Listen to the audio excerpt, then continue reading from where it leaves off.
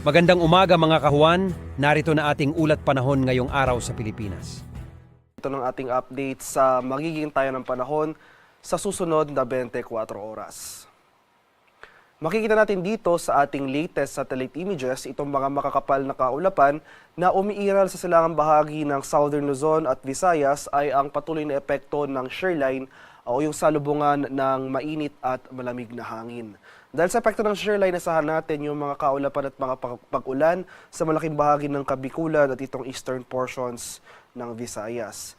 Samantala, itong northeast monsoon o yung malamig na hanging amihan ay patuloy pang lumakas na sa ngayon ay nakakaapekto na ito sa Metro Manila at nalalabing bahagi ng Luzon. Samantala, for the rest of Visayas and Mindanao, ay easterlies o yung mainit na hangin galing sa Karagatang Pasipiko ang weather system na kasalukuyang umiiral. At para naman sa magiging lagay ng ating panahon ngayong araw dito sa Luzon, dahil sa epekto ng shearline, makaranas tayo ng mga pag-ulan dito sa areas ng Bicol Region, sa May Marinduque at sa Romblon. Dahil naman sa epekto ng northeast monsoon, makaranas rin tayo ng mga pag-ulan dito sa lalawigan ng Quezon. Kaya iba yung pag-iingat pa rin sa ating mga kababayan over this area sa mga banta ng flooding at landslides, lalong-lalo na kung malalakas at tuloy-tuloy yung mga pag-ulan na ating mararanasan.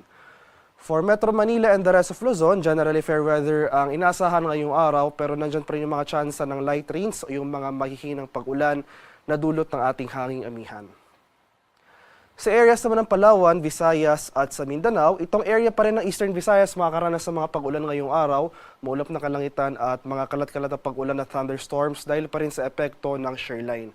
For the rest of Visayas, malaking bahagi ng Mindanao, pati na rin dito sa Palawan, ay maaliwala sa panahon muli ang ating inaasahan ngayong araw, pero nandyan pa rin yung mga tsansa ng usual afternoon to evening na mga rain showers or thunderstorms.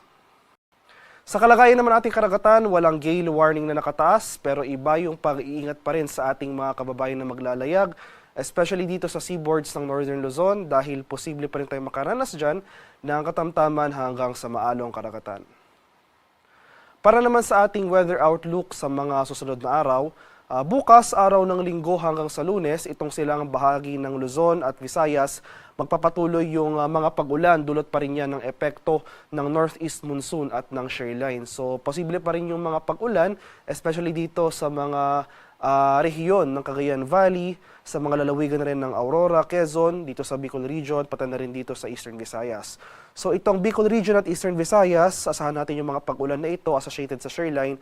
Samantala ito ng mga areas ng Quezon, Aurora, most of Cagayan Valley, dulot naman yan ng epekto ng northeast monsoon.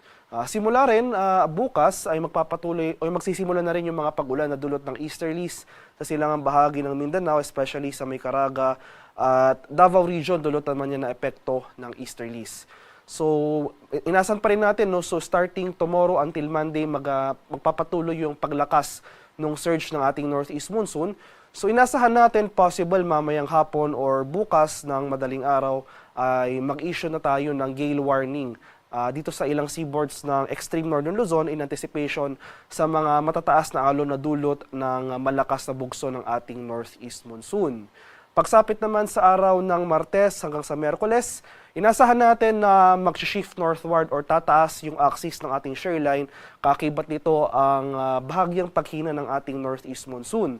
So dahil sa pagtaas ng axis ng shearline, yung mga kaulapan or cloudiness associated sa weather system na ito, inaasahan rin natin na tataas. Na kung saan mababawasan yung mga pag-ulan dito sa eastern section ng Visayas, particular na sa may eastern Visayas.